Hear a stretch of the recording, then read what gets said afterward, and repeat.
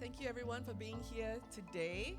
So today we're going to be speaking with Dr. Liv Williamson. She's a marine biologist, she's an award-winning science communicator, and right now she's a program manager at Revive and Restore. So what we're interested to talk about today is really about the work you're doing at Revive and Restore at the forefront of using biotechnology for conservation. So this is a very controversial and complex kind of topic. You know, a lot of people don't really understand what it means. If you could share a little bit about that. Sure, absolutely. Well, thank you so much to the Dubai Future Foundation and Dubai Future Forum for having me and for having us with this discussion. We're really excited to talk about genetic rescue for endangered species and for conservation today. So what that really means is engineering and trying to help promote diversity and resilience in wildlife populations, because really, when it comes down to it, diversity is the lifeblood of populations. It's what keeps populations able to adapt, able to survive going forward. And genetic rescue is kind of based on, oops, that's us. That's also us. There we go. Genetic rescue is based on a toolkit of different biotechnology solutions that have primarily been pioneered in human medicine and also in agriculture. So most of the technologies that we're working with and trying to bring to conservation at Revive and Restore and at other organizations are not brand new to the world. They're actually just borrowed from these other systems that have been helping to, for instance, pioneer personalized medicine or help our crops grow stronger and better. Really, when it comes down to it, wildlife is made up of cells and DNA, which is the same stuff that humans and crops are made up of. And biotechnology is really harnessing the power of DNA and of cells to create more resilient systems. So our biotechnology techniques kind of span a range of different tools and technologies, everything from sort of the base level of sequencing and bioinformatics, that's just understanding what the genomics are, what the genetic code of a certain organism is, what those kind of building blocks are, and then on a population level, how inbred is that population? What kind of diversity does it have that we can then work with for conservation? And then kind of moving up the toolkit, there's different technologies as well, things like biobanking and cell culturing to allow us to actually cryopreserve or store genetic material in the long term to be able to prevent further loss and use that for future interventions. Assisted reproductive technologies, things like cloning, to be able to bring back genetic diversity that has been lost from populations, and even all the way up to the level of genetic engineering and gene editing to try to bring new resilience and resistance into wildlife populations. Yeah, so this morning we were both sitting next to each other and kind of listening in on some of the panels, and they were talking about deep sea conservation, also like coral reef restoration, as well as the importance of biodiversity, right? So my work is very much in the traditional sense. We talk about biodiverse diets for biodiverse environments, and that's very much looking into the past, heirloom varieties, how can we change the way we eat. You know, it's a very kind of intimate practice of conservation.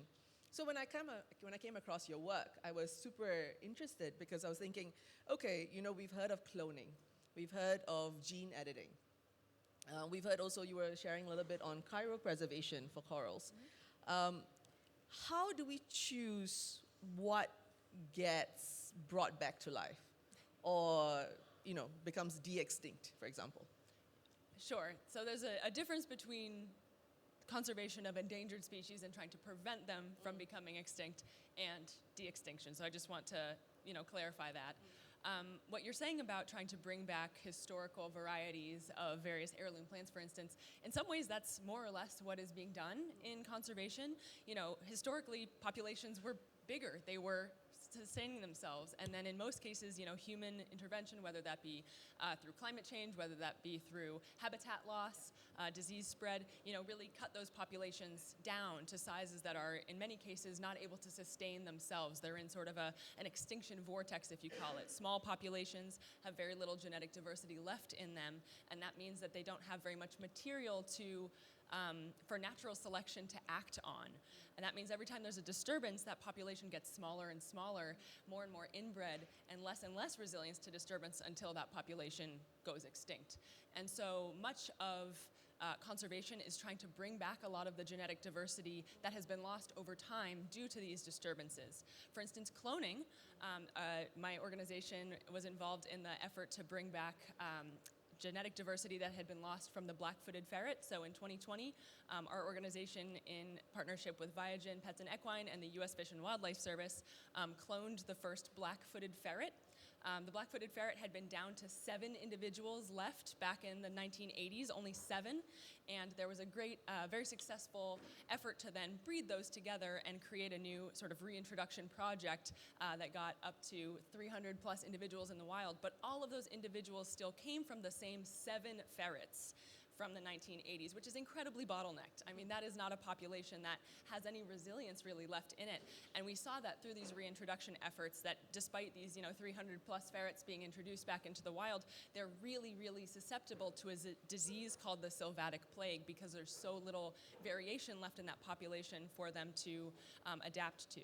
And so one of the ideas that our organization got in collaboration with our partners was to actually take advantage of some cells that had been cryopreserved from another ferret individual back in the 1980s. The scientists back then had the foresight, if you will, to actually cryopreserve cells from other ferrets that were not part of those original 7. And what we were able to do is use that genetic material for cloning and to basically bring that individual back into the population.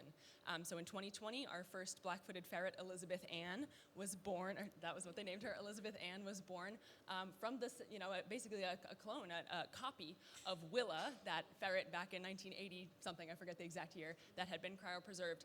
And they also found, with the sort of background in sequencing and bioinformatics, that her genome contained up to 3 times the amount of allelic diversity that any of those original 7 had. And so by bringing that 8th individual back into the population, we're bringing back so much information and so much diversity that then natural selection can now act on. That could include helping with disease resistance. It could include, helping with other disturbances that come out. So I just give that story to give an example of how the goal isn't necessarily to add new material that has never been in a population before. It's to try to bring back some of the resilience that was lost before we knew what we were doing and before we cut these populations down. So the black-footed ferret seems oddly specific, right? So, yeah. So why was that particular species chosen for cloning? Yeah, I think a few different things. In one, it's the only ferret species in North America, so it was very unique and was an important player in the prairie population, in the prairie ecosystem before it went, was nearly extinct before that bottlenecking event. And so, there was sort of a ecosystem services reason to bring that back. Another piece is you can't bring something back that doesn't have, material that's been well preserved. And so those cryopreserved cell lines that were cryopreserved in the 1980s and that were then used for cloning were really essential to enable this species to be able to be cloned like that. So you have to have a relatively high quality genome or DNA that you're working from to bring back. And so we sort of think of it as a use case. Everything that we do in genetic rescue in my organization and beyond is to try to show how biotechnology can be used for either conservation, for restoring species, potentially for de-extinction, in order to kind of de-risk that toolkit and provide use cases. And the black-footed ferret was a great opportunity to do that. U.S. Fish and Wildlife were the ones that actually kind of brought that project to life and said, we need to do something about this population. Our breeding efforts aren't working from these 7 individuals, so what can we do? And so there's a lot of opportunity for other populations of other species that have those kind of conditions to be met. Are they important for the ecosystem, worth bringing back, worth putting a lot of money and time and effort into? Are they going to give us back some services? And 2, can we do it? Is there material that we can work from that's high enough quality that will help us do this? So much of it seems to be about partnerships, but also about regulations and legislations. Yes. So is there a reason why much of the work is being done in North America at the moment? Does the environment allow for this to be advanced much easier than in other places? I'm not an expert on different regulatory systems all around the world. I happen to be based in the US, and so that's kind of my system of what I'm familiar with. But projects like this are happening all over the world, and certainly not just in North America. That's just where we're based and where we're able to do. But I would say, every different country has its own regulatory system. No biotechnology solution can be implemented ethically or effectively without both the permission from and buy-in from and collaboration with local governments and officials, and I would argue, the communities in those places. Why are we trying to keep various populations going? What benefit does that wildlife maybe have to local populations? For instance, you mentioned I'm a marine biologist. My background is in corals and coral reef conservation and interventions to try to increase coral resilience, kind of broadly. And that's partially because they're really, really important for biodiversity writ large and for human populations. And so there's a lot of need and a lot of momentum and motivation to try to apply various solutions to keep coral reefs there so that we don't lose them. May I just say a little bit about why they're important for anyone that isn't aware? No, please, go ahead. All right, I just want to say why, so I'm not just making some big statement. But coral reefs are less than 1% of the ocean floor, but they are home to more than a quarter of all marine life. So they're incredibly disproportionately biodiverse. We often call them the rainforests of the sea, if you will. And many of those wildlife species are things that we rely on for protein, for seafood. I mean, here in the UAE, I was just learning yesterday with the wonderful cultural experience that we had going around how important marine resources have been for sustaining literally the protein source of this region for hundreds, if not thousands of years. And part of that is because the Persian Gulf has coral reefs, and those coral reefs keep those seafood species, for us at least as seafood, alive and able to be there. So the protein source for hundreds of millions of people around the world, especially on small island nations, but also in places like this with coral reefs, depends on that. And then the three-dimensional structure that coral reefs create is a habitat in and of itself. They're ecosystem engineers. And so that's home to these marine species, but it also actually acts as a natural breakwater. As waves go over these three-dimensional structures, they dissipate. That friction causes the waves to be smaller, and that protects our beaches and our coastal properties and our homes from flooding and erosion. And so they're kind of this important living natural protection system, if you will, from storms and, where I'm from in Florida, from hurricanes. And so they just provide so many ecosystem services for humans, and thus humans all over the world are really interested in trying to protect them and bring them back. No, for sure. I think we were talking yesterday about crazy weather patterns and the next super typhoon that's hitting the Philippines at the moment. But also, I was interviewing Dr. Sylvia Earle, who's a well-renowned oceanographer, last couple of days ago. And she was saying it's not seafood, it's sea life. We don't see, the food that we get from the ocean or marine animals that we get from the ocean. We see them as food, not as wildlife. Yes. And that also threatens the conservation efforts and things like that. So that's a very nice little perspective that she put on. So in terms with Revive and Restore, your personal passion is in coral reefs. You did your research in the Caribbean with trying to do climate adaptation. Yes. And that's a very big issue in Dubai as well. The Dubai Reef Project, where they're trying to, I think 70% of coral reefs in Dubai died in a heat wave a few years ago. And so there's a restoration project happening at the moment. So how do you find that the work that Revive and Restore does with coral reefs, how could that help tropical coral reefs all over the world? Absolutely. So there are coral reefs all over the world, anywhere basically where there's tropics, between the equator and the tropics. Coral reefs are growing in most cases, and there's many different things that cause their decline. In the past 50 years, we've lost over half of the world's coral reefs, and a lot of that is due to climate change. There's many, many local stressors as well, overfishing that kind of throws off the balance of these ecosystems. Ocean acidification is making it harder for them to grow their skeletons. Coastal development in many cases is putting out pollution or putting out sediments that smother these reefs. And so a lot of these challenges are local, but a lot of them are global, in particular climate change. And so the ability to create corals that are more climate resilient, more able to withstand heat stress is absolutely critical to them persisting into the future. You know, as the ppm goes up in the atmosphere, as we've sort of surpassed 1.5, or we're close to surpassing 1.5 degrees Celsius, the oceans aren't getting any cooler, and coral reefs are already kind of at their thermal maximum. And so one of the key things that we're trying to address with our solutions at Revive and Restore is how do we make corals more resilient to climate change? Particularly, how do we make them more heat tolerant? And there's a lot of different ways to go about doing that. So you mentioned the Dubai Reef Project, which is going to be bringing back corals to this region. And to my understanding, what they're doing is propagating, gardening basically, corals that are surviving today, and going to be planting them out. But what's going to make them more resilient to climate change? What's going to keep them from facing the same threat or the same fate that the corals that they're replacing already faced when the last bleaching event came through? So one of the ways that you can do that is by genetically engineering these corals to be more heat tolerant. So one of our partners at Revive and Restore, Dr. Philip Clevis at the Carnegie Institution, it has created a high throughput platform to screen genes within the coral to figure out which ones are key in playing roles for their heat tolerance as sort of a foundation for future manipulation. Either you can go into that coral and insert a heat tolerant gene into that coral, or if they already have that gene, how can you manipulate that gene in situ to overexpress it or to make it more active and to make that coral more heat tolerant. One of the things that's a little bit challenging about heat tolerance is it's not governed by a single gene. You know, it's a polygenic trait that they call it. So there's many different ways that might be manipulated, but that's one possibility. Another possibility is actually we have a great project working on stem cells in corals. So just to back up really quickly, for anyone who isn't aware, stem cells are kind of the basic building blocks of life. They're cells that have not differentiated yet into skin, hair, blood, whatever it is. They're sort of the base state. And then they do eventually differentiate into these different cells. So they can become any cell in the body, and that makes them incredibly useful for research in humans, for disease modeling.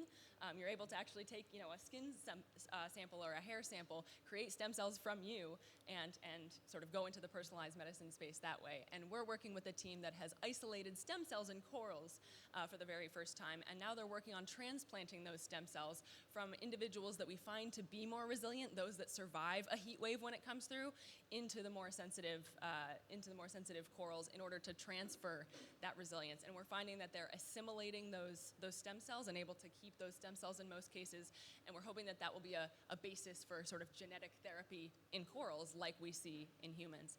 There's many other specific projects that we have going on.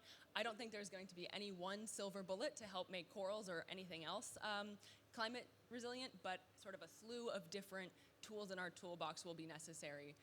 Both because not everything's going to work in every place, and because the needs of different coral reef nations are very different. I'm in Florida. Our reefs have been completely decimated. We had the worst heat wave in history in Florida last year, and I watched thousands of them die before my very eyes in a matter of weeks because of this heat wave. But there's places like Indonesia and Australia that have vast coral reefs with a lot more diversity that have not seen the declines that we've seen in Florida yet. So it's about where we can sort of develop these tools, de-risk them, as I said, provide useful proof of concepts, useful proof of concept cases that can then be in our arsenal to deploy when a disturbance does come through in some of these areas that are healthy now. To me, it's about being proactive. How can we create this sort of toolkit of different tools that we can deploy when needed in different places? Almost like a backup plan, right? Yeah. It's like if we go the way we're going, Yes. and things are going to get, threatened or extinct, Yes. a backup plan to make sure that life as we know it can still continue. Absolutely. So to play devil's advocate here, you were saying that gene editing corals enables them to be more resilient in a changing ecosystem. But if you bring back something like the black-footed ferret, for example, into the same ecosystem that made it go extinct in the first place or threatened in the first place, how does it adapt in this new case scenario? I'm so glad you asked that. Again, as I've already harped on a little bit, genetic diversity is sort of the basic building block of resilience, right? Having a lot of different alleles, a lot of different traits in a population allows a lot of material on which natural selection can act. So just the act of cloning, of bringing genetic diversity from the past that we've lost back into that population to increase allelic richness, that alone helps. And there are other manipulations, other biotechnology solutions that might help as well, because we don't want to bring ferrets back into a population with sylvatic plague that might kill them. So our partners again at U.S. Fish and Wildlife and Morris Animal Foundation and MIT and us are working on actually creating a genetic vaccine for these ferrets. So this is a circuit, basically a synthetic biology circuit that is able to be activated in specific cell types at a specific age in a baby ferret and actually start pumping out an active ingredient in a vaccine that makes them immune to the sylvatic plague. A vaccine, a traditional vaccine, one that you just inject and go along their day, has been created for the black-footed ferrets and is being used in the active breeding efforts, but that's really hard to scale, right? You have to capture a ferret, bring it into the lab, inject it, make sure it's okay, and then bring it back. That isn't easy to scale for a population now that's out in the wild breeding, and you'd have to capture every baby ferret and do that. So with our this technology, the goal is to be able to sort of put this genetic circuit into the ferrets that are bred from here on out, and that is heritable because it's part of their genetic code. So you don't need to keep going out there and injecting every new ferret that's born. They're already doing that by breeding. So this is in development. It's not in the wild yet, but we think it's a really exciting technology and one that could, again, be adapted to other species for other purposes going forward. The idea is it's a cool and important use case for this technology. So much of it is also about high quality samples and genetic kind of data that you can collect, right? And so I saw something on Revive and Restore, which was the genome kit. For me, I thought it was like the kind of the DNA testing kits you get. You put a swab in your mouth, you send your DNA in. Yeah. So it's very, very simplified. Is that really what it is? It's kind of similar, yeah. So we have a program called Wild Genomes that's kind of trying to populate that bottom level, if you will, of the genetic rescue toolkit, making sure that sequencing and bioinformatics is there and available to endangered species that need it, because again, that really helps to form the baseline of what we're dealing with in a certain population, how inbred is it, how diverse is that population, and thus what are the building blocks that we can then use in the future for management. Whether that's a traditional captive breeding program trying to choose specific parents because we know what's going on with their genetic code and we know that this one has this allelic diversity and this one has this allelic diversity, so that together will create offspring that are very diverse, they're not too closely related, etc. Just that really basic step of making sure that we're promoting diversity in things that we breed, all the way up to understanding, the need to bring maybe new diversity into that population, whether that's through translocations, whether that's through some of these more, advanced tools. But it really does come back to kind of the 23andMe of it, which is you're just trying to understand sort of who you are, what you're made of, and who you're related to. Because, when you do 23andMe and you find you have relatives, you don't want to be mating with them. You don't want to make a new population with them. That would be very unhealthy and would not be a good thing for our species. And the same goes for any wild species. It's just understanding that kind of basic building block of resilience, which is, again, our DNA and our cells. Yeah, I think we see with technology, especially as it's applied to conservation or sustainability, a lot of it is to be equitable, it has to be accessible, right? So a kit that you can send out easily to even like developing countries, because I'm guessing the funding mechanisms to explore even one species, it must be at a crazy scale. Could you share a little bit more about how much it relatively could cost or the funding streams that you explore? Sure, yeah. The good news is that that lower level of the toolkit, sequencing and bioinformatics, is coming way down in cost. That's part of our program. It's part of why many conservation efforts up until recently have not employed genomics, is that it traditionally was more expensive, but more and more with more innovation, that cost has come down, and we recognize that and tried to kind of cover that cost through our organization for groups that really needed it and could demonstrate a use for that genetic data in their management plan. Again, that's kind of the base level, and it gets more and more expensive and more complicated the further you go up. But there's so much that you can do with just that base level of information, and many, many kits that are being created, including by partners of ours, that would be able to take a swab, a non-invasive sample in the field and give you results in real time. that require no special training. That's a really important part of that toolkit. The Wild Genomes Program is making it as accessible as possible, as little as possible in the lab, as little as possible that needs to be done by PhD scientists in the U.S. or wherever else, and as much as possible that can be done in the field. So we have a group out of Rutgers that has created a metabolomics, proteomics test strip, almost like a urinalysis strip, that you can take a small sample from a coral, put that on it, back on the boat, and it tells you something about the stress state of the coral in real time right there, so that they can make decisions about their coral reefs right there in real time. Or another partner in Kenya that's taking samples from actually elephant dung, elephant scat, so totally non-invasive, and able to use that in a portable device to be able to tell something about the genetics of that elephant, how related it is to others in the area, and thus tell us whether that population is inbred. So these different tools are being developed, and the goal for all of them is to get them in the hands of field practitioners as quickly as possible and not just keep them in some ivory tower somewhere. So what would you say to the layman who sees this kind of work, right, gene editing, cloning, as kind of us trying to play architecture of biodiversity, or playing God almost, right? Where do you see those limitations for progressing this field?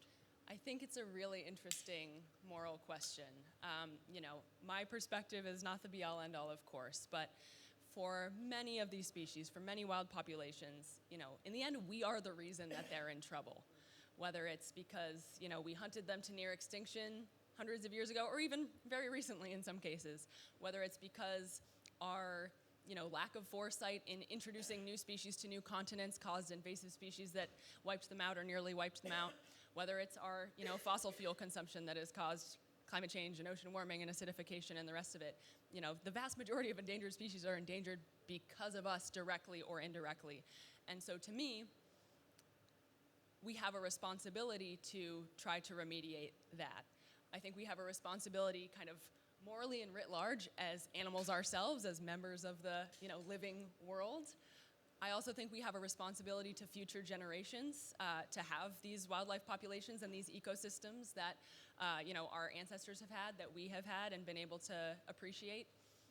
My life changed the first day I snorkeled on a coral reef, and I feel like I saw the world in a completely different way, and it's still almost a spiritual or religious experience to me to be in nature, to be on a coral reef or in a forest, and appreciate how small I am and how amazing the natural world is. And the reality is that won't be there for future generations if we don't take action, if we don't intervene. So to me, it's more about the intentions in our actions. A lot of the use cases that people are afraid of, a lot of the sort of negative times that we've intervened in nature, many of them were long ago, before we had the ability to really understand what we were doing, like I sort of mentioned with introducing invasive species accidentally to places. We thought we're just going to control this rabbit population. Oops, now it's just this cane toad has destroyed the continent. Or in many cases, especially newer ones, those motivations were often for profit. We did some sort of manipulation, we did some sort of intervention because we wanted to utilize that resource, exploit it, make a lot of money, be more efficient with that. Not because the intention was to have a diverse and beautiful and resilient natural world that we were a part of. So to me, if we, I would hate to see the fear of unintended consequences cause inaction that will make us lose these key species and ecosystems, when instead, what if we kind of reframed that narrative and thought about the intended consequences? What is the future that we want to see for our children? And how can we work towards that, be really, really rigorous, be really careful, and involve all the best science and prediction and modeling. We have so much ability to predict and model things now, play out all the scenarios as we go, but not be paralyzed by the fear of a bad outcome. Yeah, I think when you're pushing boundaries or exploring new frontiers, fear is a natural reaction, right? If you don't understand something, the natural tendency is to be afraid. But it's also, I think, when you look at the internet, how people reacted to the internet 30 years ago, or to AI now, in the last few years, and we see that also with biotechnology. Yeah. So how is this field being regulated? Is it still internal regulation by agencies or think tanks or foundations, or is there kind of more national regulation for these explorations? Yeah, I would say, to my knowledge, it's primarily governments, local, state, national. So for instance, the U.S. Fish and Wildlife Service, if it's a marine species, the National Oceanic and Atmospheric Administration, NOAA, kind of have jurisdiction within the U.S. Of course, I'm not familiar with every single country's system, but most countries have a national, system of laws that need to be followed, and permits that need to be applied for, and regulators and officials that need to be involved in any decision to intervene in wildlife, to put anything out in the wild that was, done in a lab or in some sort of rearing facility. And then in many cases, there's local jurisdictions as well that need to be followed, protected areas, protected species, et cetera. What has been really challenging is there's not very much on an international level that can be harnessed or can be worked within. And that's not just a problem in conservation, it's a problem in international law and other things, right? How do you enforce things across borders? That's really challenging. But what we do need to do in many cases, especially for marine environments, maybe not enforce across borders, but coordinate better across them. The ocean doesn't recognize our artificially drawn national boundaries. If I destroy my fish population, in Jamaica, it might affect the fish population in neighboring Puerto Rico or Cuba. Those things need to be kind of coordinated. So I'm hopeful that we can find a way to do that. It's certainly one of the bigger challenges that we face right now in conservation is these species that live in more than one place. I don't think we should think of them as Florida's corals or Cuba's corals or Mexico's frogs when their populations do span beyond that, and thus the opportunities to rescue them might span beyond that as well. Yeah, I mean, it's a planetary issue, yes. Right? It's not really a national issue. And I think sometimes because of regulations and funding pathways, a lot of time it gets reduced to a very small issue when it's such a big, animals and plants don't know national borders, right? They kind of grow across the process. But I think I was just thinking about, like with my work, with food, agriculture, I think is responsible for about 85% of biodiversity loss. 75% of our calorie needs come from 4 plants. And as the world increasingly becomes more global, at odds with what we were just talking about in terms of how we approach conservation, we all tend to eat the same. We consume the same. We want to grow the same things, eat the same things. So, I mean, sometimes it feels like where we're heading with climate change and global warming is an inevitable crisis, right? Also an unlivable planet. And the work that you're doing seems to try and, it's like the Millennium Seed Project and all these seed vaults that are holding on to genetic varieties of plants. Absolutely. So that it's Noah's Ark, right? Yes, absolutely. Would you say, what's your vision for the world that we're going to live in 50 years? That's a great question. I try to be optimistic as much as I can. I think that world absolutely, as has been stressed by everyone so far today, and I think will continue to be, starts today with proactive solutions. So you mentioned the seed vault being really, really important for maintaining that. That's biobanking really is what that's called, and one of our biggest pushes actually is that biobanking piece for wildlife and for animals, because especially in corals, again, I'm sorry I keep coming back to corals, but that's my expertise and that's the love of my life in the nature world. Again, we're seeing those be lost every day, and thus the ability to actually freeze that genetic diversity in time and prevent further loss for future solutions, whether that is thawing them and using them tomorrow or thawing them and using them in 1,000 years when this planet finally gets back to something that's livable for them, or anything in between that. I don't know what is going to pan out. That's really important. So we're investing today in saving as much as we can, literally freezing it in some cases, storing that for future use, and in buying time for the animals that we still have through these different conservation solutions. I do want to stress that none of these conservation solutions are at the expense of or should be done without addressing the key threats that are causing biodiversity decline in the first place. Primarily climate change, certainly climate change, but also habitat loss and disease outbreaks and the other things that we have control over. So what I see hopefully in 50 years are wildlife populations that in many cases are much more diverse than today, because we've been able to either use traditional conservation approaches to keep those healthy, or use these biotechnology solutions to help bring some of them back from the sort of bottlenecked places that they are now. And I really, really hope that we're able to see a planet that's much more hospitable to wildlife and humans, and is not continuing on the trajectory that we are seeing it now. is just a bonus question before we go to Q&A. Who owns this genetic data, right? Like biobanking, when like wealthy countries have created little like vaults in places, you have private ownership of some of these seed vaults, for example. Is that the same also for? At the moment, it's case by case. So, a place like the USDA or the Smithsonian has their own access protocols for how they can access those. I think ethically, the place and the community to whom those, natural resources sort of belong, or at least to whom they are native, are who they should ultimately belong to.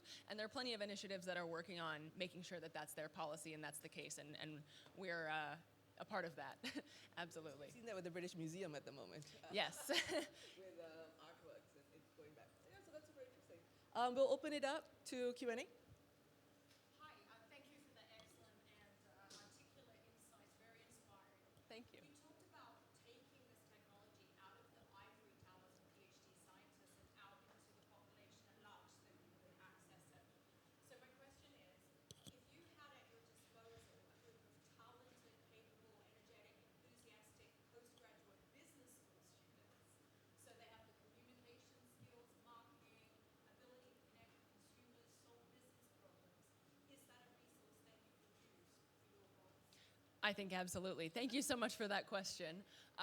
First of all, scientists are notoriously bad at communicating what they're doing and making it important to everyone else, right? They're always using lots of jargon. I probably just used a heck of a lot of jargon just now, even though I try very hard not to, or at least to explain it. And so, first of all, folks that are expert at communicating, selling, for lack of a better word, making people care about the shared purpose that you're working towards are critical. And certainly, from a business perspective, funding, right? Conservation, in many cases, is not at least right today, isn't great at turning a profit. In most cases, it's not. And various folks are trying to explore how to make some of these technologies or conservation in general something that could generate capital or have a commercial, angle. And that in particular is what I think we need a lot more of. There's sort of the budding concept of biodiversity credits. I haven't seen that mature too much in my space, and I want to learn more about that. I would really hope that can be leveraged. But how else can we fund these really important initiatives that have a long-term economic benefit for humanity? I mentioned all of those ecosystem services, for instance, that coral reefs provide. That's money, right? In the end, it's just that it takes some time to see that money, and it's very diffuse, and it's not sort of obvious. And okay, here's my bottom line on what my coral reef made me this year, right? So how can we take some of the kind of business skills and economic concepts and either reinvent those or leverage those to help more people see the value of wildlife and wild spaces? I don't know the answer to that, but I would love to help have those people engage in that question. Thank you. Thank you so much for a great presentation. You talked earlier about seeing coral reefs in Florida die before your very eyes. So my question is, how did you cope with that? Were there any glimmers of hope that you saw in the midst of that disaster? Yeah, I'm so glad you asked that. Coping, I'm not alone in the concept of ecological grief that, myself and my colleagues, and I think a lot of folks in this work that, have dedicated our careers to bringing back wildlife and wild spaces. And when you experience a setback, when you see those animals or that ecosystem die, to me, it really is grief. I cried many times.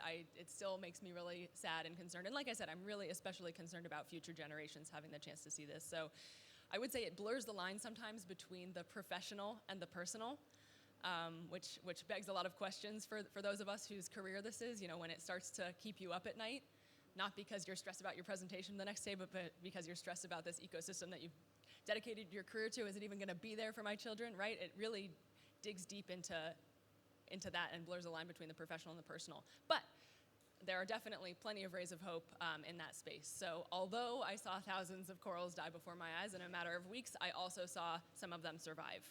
And we know a lot about those corals, and we're studying them, and we're working on figuring out what it is about those corals that made them survive those heat waves. Is it something in their genetics? Is it some condition that they were, facing? Is it somewhere that they were that was better than some other places? And using that to inform our future restoration efforts, both traditional restoration, where can we plant corals that will, they'll survive better than these other places where they died more? Which individuals can we choose to propagate as part of our restoration efforts? Or in some cases, okay, it was this gene, so how can I maybe leverage that through biotechnology going forward?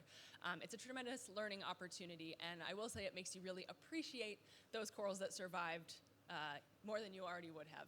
Those ones are now my very favorite things to go see in the world. There was a term this morning which I thought, this phrase, practical utopia. And I thought that was kind of also in line with the two questions that were asked, like the relationship between capital and conservation, right? Necessary for sustainability in a very real sense. Right. But also kind of the emotional and well-being of conservationists. Right.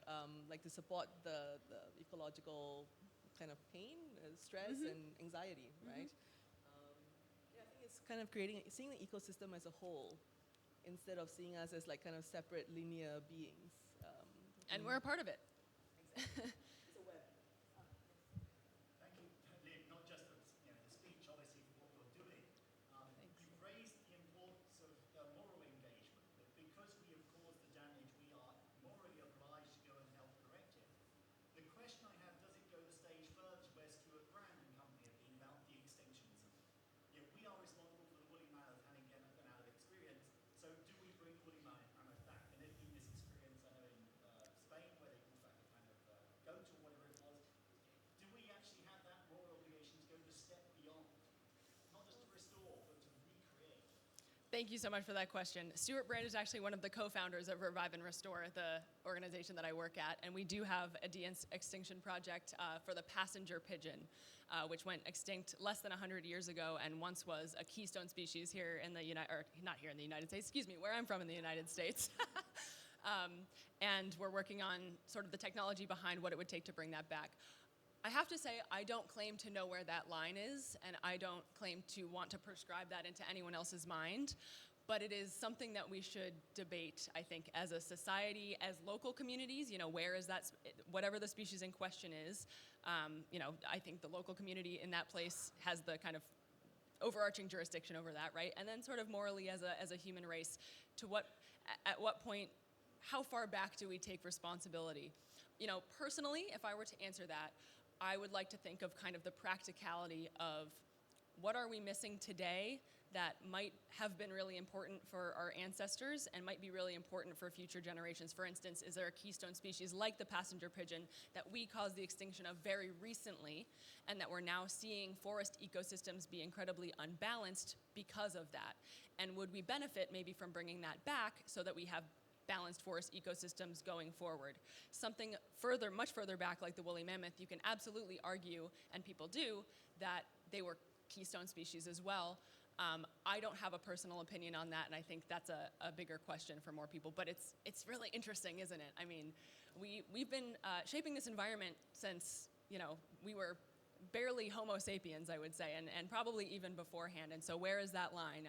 I would say that is an ethical and moral question for all of us to wrestle with, But I do want to highlight that at least for Revive and Restore and for our de-extinction project on the passenger pigeon, all of the technologies that are behind that and would enable that are also useful for endangered species that are very bottlenecked. So again, I kind of go back to the proof of concept and the use cases that I was talking about. We're not doing it just to do it and to see what happens. We're doing it to really get good at some of these genetic techniques and technologies that will help us keep future species from going extinct. Or if tomorrow, a species goes extinct, maybe we can bring it back really quickly. Instead of having tens or hundreds or thousands of years in between, we can, keep it from going extinct, really. Thank you. I have two questions. My first point is, I guess, when I think about this, a lot of the difference of breeding and what we've done in commercial agriculture or just generally in species management and habitat management is actually from a top-level perspective exactly what you're doing. You're just doing it differently. Absolutely. Conceptually, when we're telling a narrative, it isn't different to what we've been doing for hundreds of, as you say, thousands of years. Agreed. And we just make a big fuss about the fact that it's genetic. It's nature. Actually, it's just how we tread Absolutely. My second question, I guess, is that when we do things here, we do it slightly differently maybe in the US. Mhm. So we're very top down, we do things on a big scale. Mhm. So if you look at kind of conservation here, a lot of that has been driven by private collections. If you look at cheetahs, we're one of the leading countries on the Arabian cheetah Mhm. in the region. And what we're doing in Saudi, we're doing massive rewilding projects. Mhm.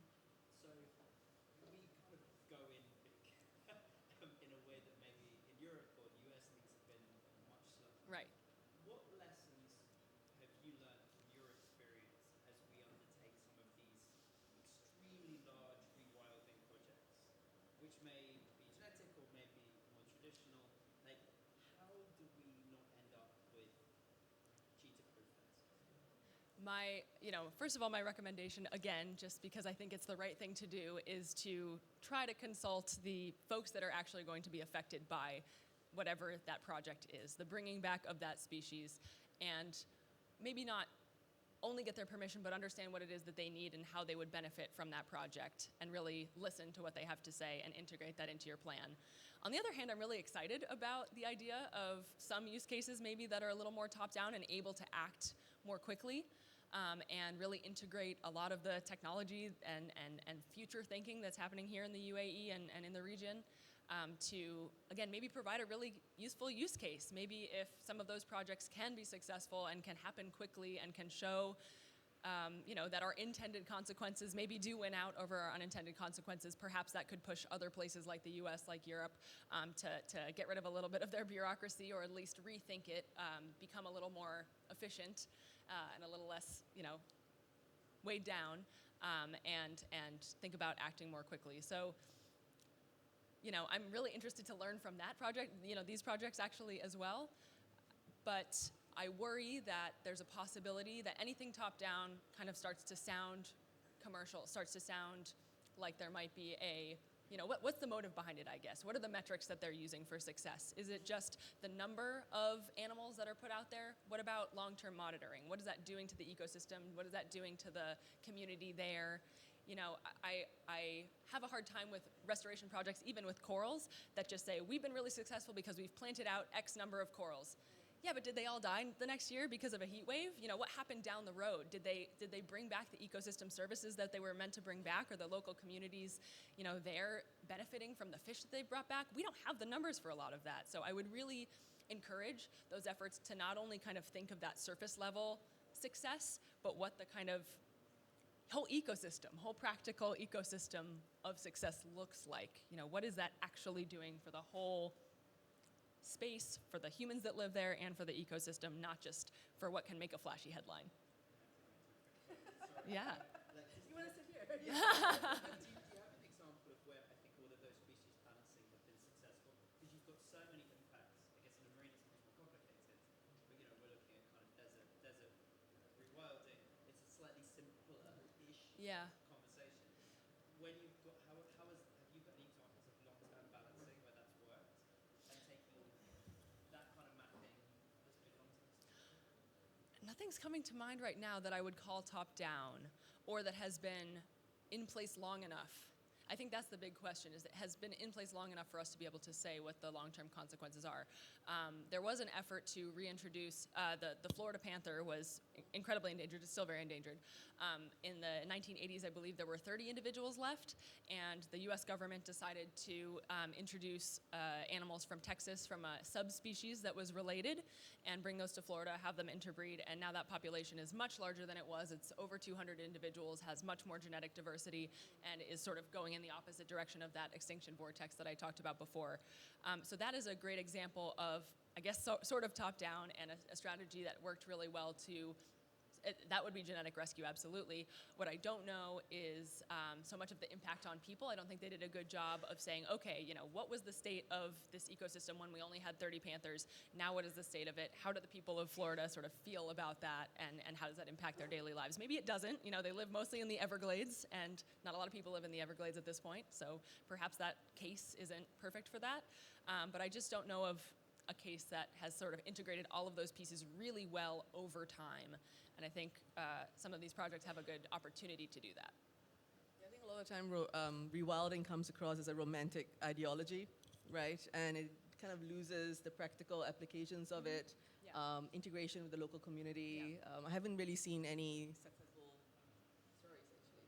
Yeah, I mean, I think that we should bring nature back because it's aesthetically pleasing and it has an intrinsic value in and of itself, but many people around the world don't necessarily share that view, and I do think that we need to recognize that, we're humans and this planet needs to be habitable for humans to live, not only... And harmonious, Yeah. like for everyone. I guess. So hopefully both of those things can come together with better insights. And I think especially the technology that's being developed now can gather more data than ever before. So why not gather as much data as we can and bring that story together from every different angle?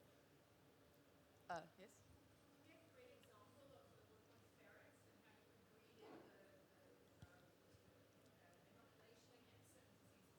Mm-hmm. What kind of variables do you think we need to think about in targeting which species we might be working on bringing back or making stronger or protecting in the future? That's a great question. Do I have what? Do you have a personal list of animals you'd like to see? Oh, I should really make one, I guess. Yeah, I don't think I have a personal list, but again, I think any of these efforts takes a lot of time, effort, and money, right? And so I think we need to be relatively strategic about which ones we choose. So, to me, I would say first and foremost, which species are going to make the biggest impact on a greater ecosystem and on human communities because they provide really important ecosystem services, like being a keystone species. I think that kind of gives you the most bang for your buck because by restoring that species, hopefully it will keep others intact, it will keep an ecosystem relatively intact, and it will help to provide for the human communities that live near them. And in the end, we do need to look out for our human communities. So something that is a keystone species, I think, would be really important there. And then again, going back to just having the resources and the high quality data to be able to do that. And the kind of community there that's going to help champion that project. I mean, a key piece that I haven't touched on that much is kind of having a fan club for that animal or that ecosystem. Actually, a big piece of the black-footed ferret was because there was basically more or less a fan club for it. That makes it sound not so nice, but a coalition of different organizations that really cared about and valued the conservation of the black-footed ferret and wanted to bring together these resources for it. So unfortunately, that may help favor some more charismatic species. But if we can get the public behind something and thus get the money and the capital and the political power behind it as well, that will probably make it easier to do. So I think there's a balance between, is it important in and of it, beyond its own intrinsic value for both humans and for a larger ecosystem and other animals? Is it, doable? Are the resources there, genetic resources there? And, is it going to be compelling for the rest of the world and help us kind of champion these solutions going forward for other things? Are people going to be excited about it? Okay, so I'm just being mindful of time. I think we've overrun, actually, by a little bit. Sorry about that. So thank you, Liv. Thank you, Dubai Future Foundation and Future Forum for having us. You can find Liv on LinkedIn. What's the best way to reach out and ask more questions? Sure, you can, reach out on LinkedIn. I'm Dr. Liv Williamson. I have some cards with me, so if you find me later, I can give you a card as well. Please check out Revive and Restore's website. My contact information is also there, and thank you very much. All right. Thank you, Thank Nithiya. Thank you.